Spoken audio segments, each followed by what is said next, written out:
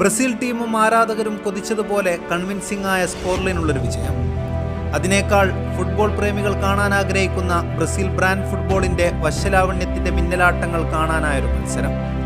കടലാസിൽ ദൗർബലരാണെങ്കിലും ഹെയ്ത്തി തങ്ങളെക്കാൾ 10 മടങ്ങ് സുപ്പീരിയറായ ബ്രസീലിന് final whistle വരെ സ്വസ്ഥത നൽകാതെ കളിച്ച് മനം കവർന്നു എന്ന് പറയാം.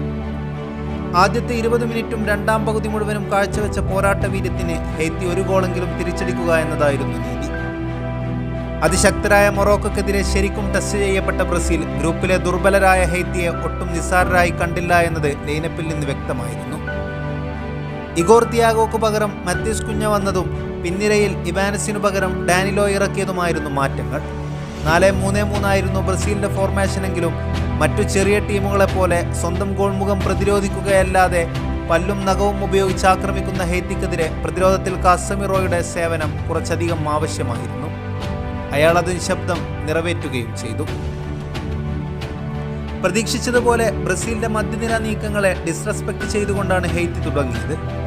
പന്ത് കാലിലുണ്ടാകുമ്പോൾ ക്ഷണത്തിൽ 4-2-4 മാറുന്ന അവരുടെ രീതി കളത്തിൽ ആവേശ നിമിഷങ്ങൾ സൃഷ്ടിച്ചു.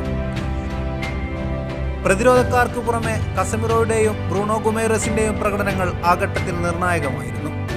ഫോമിന്റെ പാരമ്യത്തിലൊന്നുമായിരുന്നില്ലെങ്കിലും കാസിംബായുടെ എക്സ്പീരിയൻസ് ബ്രസീലിന് ഗുണം ചെയ്തു.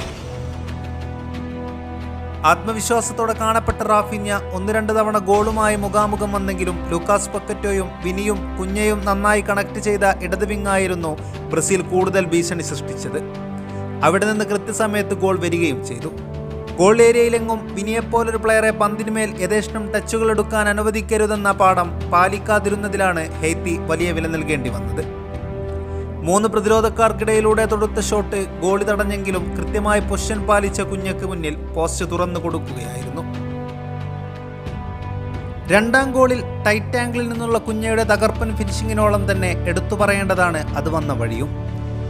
സ്വന്തം ഹാഫിൽ നിന്ന് പന്ത് വീണ്ടെടുത്ത പക്വറ്റ മധ്യനിരക്കടുത്ത് നിന്നാണ് വിനിക്കത് നൽകുന്നത്.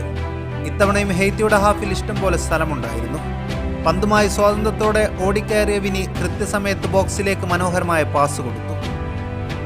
ഒന്നാം ടച്ചിൽ പന്ത് നിയന്ത്രിച്ച കുഞ്ഞ അത്ഭുതവഹമായ മെയ്വഴക്കത്തോടെ തീർത്തും അപ്രതീക്ഷിതമായ ആംഗിളിൽ നിന്ന് ലക്ഷ്യം കണ്ടു. ടീം പ്ലേയും പേഴ്സണൽ ബ്രില്യൻസും സമ്മാനമായി ചേർന്നൊരു ഗോൾ. ഈ ലോകകപ്പിലെ മികച്ച ഗോളുകളുടെ ലിസ്റ്റിൽ പെടുത്താവുന്ന ഒന്ന്. വിനി നേടിയ ബ്രസീലിന്റെ 3ാമത്തെ ഗോളിന്റെ ക്രെഡിറ്റ് കൊടുക്കേണ്ടത് പക്വറ്റക്കാണ്. ഹെയ്ത്തിയുടെ ഹൈലൈൻ പ്രതിരോധ നിര ഒഴിച്ചിട്ട വിശാലമായ സ്പേസ് കാണുകയും വിനിയുടെ റൺ പിക്ക് ചെയ്ത് കൃത്യമായുള്ളൊരു പാസ് ആകാശമാർഗം നൽകുകയും ചെയ്തു. ഗോളി മാത്രം മുന്നിൽ നിൽക്കെ വിനി ലക്ഷ്യം കണ്ടില്ലെങ്കിലായിരുന്നു അത്ഭുതം. യഥാർത്ഥത്തിൽ ഒരു ഗോൾ ലീഡ് നിൽക്കെ സമാനമായൊരു പാസ് പക്വറ്റ റാഫീഞ്ഞയ്ക്ക് നൽകിയിരുന്നെങ്കിലും ബാഴ്സ താരത്തിന് അത് കൺവേർട്ട് ചെയ്യാൻ കഴിഞ്ഞിരുന്നില്ല. പരിക്കേറ്റതോടെ ആദ്യ പകുതിയിൽ തന്നെ റാഫീഞ്ഞയെ പിൻവലിക്കേണ്ടിയും വന്നു.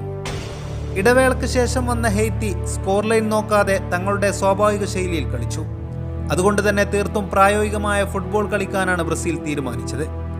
ആദ്യ പകുതിയേക്കാൾ അപ്പോഴായിരുന്നു കസമിറോയ്ക്ക് പിടിപ്പത് പണിയുണ്ടായത്. പലതവണ ഇന്റർസെപ്റ്റ് ചെയ്തും ടാക്കിൾ ചെയ്തും ഈ പ്രായത്തിലും താൻ എന്തുകൊണ്ടാണ് കാർലോയുടെ ഫേവറേറ്റ് പ്ലെയർ ആയതെന്ന് തെളിയിച്ചു. ആക്രമണ നിരയെ മുഴുവൻ മാറ്റിയപ്പോഴും Casemiro Bruno enzyme Carlo തൊട്ടില്ല. Haiti മിന്നിച്ചുകൊണ്ടിരിക്കുന്നതിനിടെ പക്വറ്റയെയും കുഞ്ഞയെയും ഒന്നിച്ച് പിൻവലിച്ചത് ബ്രസീലിന്റെ ആക്രമണത്തെ ബാധിച്ചു. മാർട്ടിനെല്ലിയും എൻട്രിക്കും തങ്ങളുടേതായ രീതിയിൽ നന്നായി കളിച്ചെങ്കിലും ആദ്യ പകുതിയിൽ ആക്രമണ നിരയിലുണ്ടായിരുന്ന സിംഗ് കണ്ടില്ല. റാഫിഞ്ഞയ്ക്ക് പകരക്കാരനായി വന്ന റയാനാകട്ടെ കാര്യമായ ഇമ്പാക്ട് ഉണ്ടാക്കിയതുമില്ല. ബ്രസീലിന്റെ കരുത്തുറ്റ ഡിഫൻസിനിടയിലും അലീസൺ ബെക്കറിനെ 2 തവണ ശരിക്കും ടെസ്റ്റ് ചെയ്യാൻ കഴിഞ്ഞു എന്നതാണ് രണ്ടാം പകുതിയിലെ ഹെയ്ത്തിയുടെ നേട്ടം. അതിൽ കോർണർ കിക്കിൽ നിന്നുള്ള ഹെഡർ ഏറെക്കുറെ ഗോളായെന്ന് ഉറപ്പിച്ചതുമായിരുന്നു. ഇടതുഭാഗത്ത് ഭീഷണി ഉയർത്തിക്കൊണ്ടിരുന്ന പ്രൊവിഡൻസ് എന്ന വിങ്ങറെ ഹെയ്ത്തി പിൻവലിച്ചത് അവരുടെ മൂർച്ച കുറച്ചു എന്ന് തോന്നിപ്പോയി. വോൾസിന് വേണ്ടി കളിക്കുന്ന അവരുടെ 10ാം നമ്പർ താരം ബെല്ലഗാർഡിനും നല്ലൊരു മാച്ചായിരുന്നു ഇതെങ്കിലും ഫൈനൽ തേർഡിലെ അപകർഷതകളാണ് അവർക്ക് വിനയായത്. ഈ വിജയം പ്രത്യേകിച്ചും ഒഫൻസിലും ഡിഫൻസിലും ടീം കാണിച്ച ഒത്തിണക്കം ബ്രസീലിന് മുന്നോട്ടുള്ള വഴിയിൽ പകരുന്ന ആത്മവിശ്വാസം ചെറുതായിരിക്കില്ല.